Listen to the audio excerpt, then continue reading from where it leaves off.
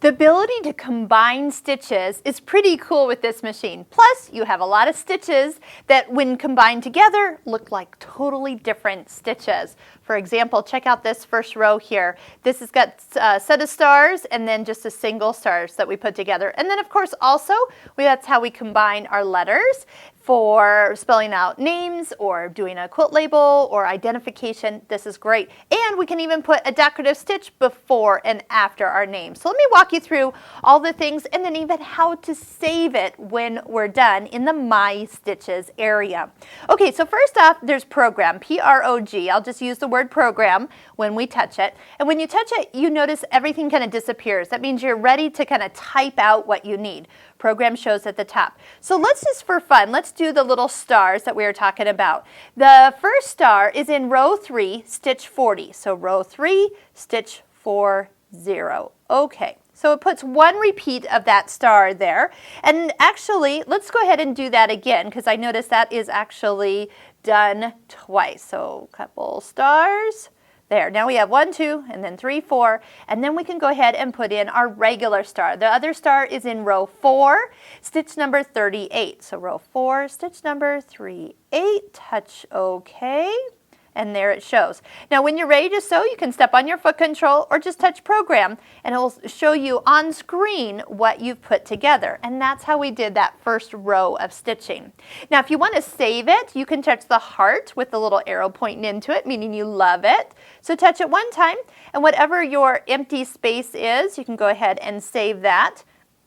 I think I touched it twice. That's why it asked me if I wanted to overwrite it. But then that way you can go in and save the combinations that you like. Let's go ahead and go out of My Stitches, touch the heart with the arrow pointing into it. And if we go back to Program and we want to do a different one, we do need to delete it. So the little X with the arrow pointing back is going to take us and delete us out. So how about let's do some alphabets. When we go up to the stitch menu, we have been using the rows 1 through 4.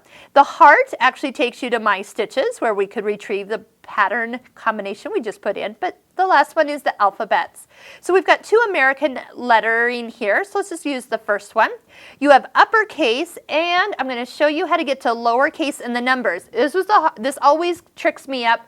It's hard to remember. It's the arrows right here, and when you touch the arrow down, you get to lowercase, and if you touch the arrow down again, you get to numbers and punctuation as well. Now notice at the very end of each of the little screens, there's a little, what I call an upside down staple. That's a space.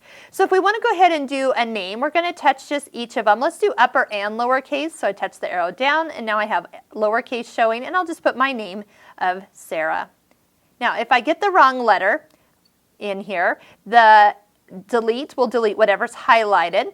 And if I forgot a letter, I could even come back and even add a letter back in there as needed. So we can go ahead and you kind of have complete control over where all your letters go. As soon as you touch Program, it will show you what it's going to stitch. Now notice what's on the screen. It says Sarah, Sarah, Sarah. So if I just step on the foot control and start to sew, I'm going to get multiple repeats of that. That's where we're going to put the stop button in. On the front of the machine, if you push stop, that means it will just do what you put into memory one time. And then that way it stops at the end and you don't have to think twice about it. So if we go back to Program and we wanted to add a decorative stitch back in here, how about a little, let's see here, how about a little heart row 3, stitch 2, we can put a heart at the end, and we could even put one back at the beginning if we chose to. So row 3, stitch 2.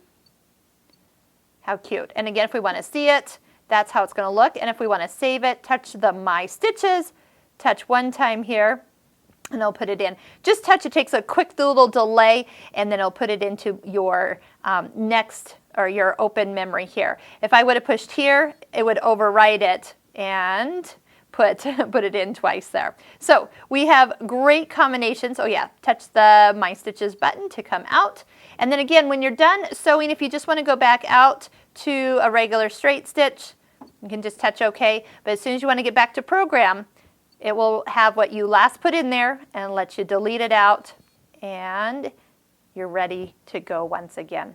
It is fun. Try some combinations. You never know what you can come up with. Of course, if you've looked up at row 4, you notice you have a little cart a car and a trailer, you could hook those up. You can put a bike behind it. You can do all sorts of fun things. I think the kids love this as well as the adults. But remember, if you've stitched out your decorative stitches, you know how pretty these stitches are going to come out before they're even combined with other stitches.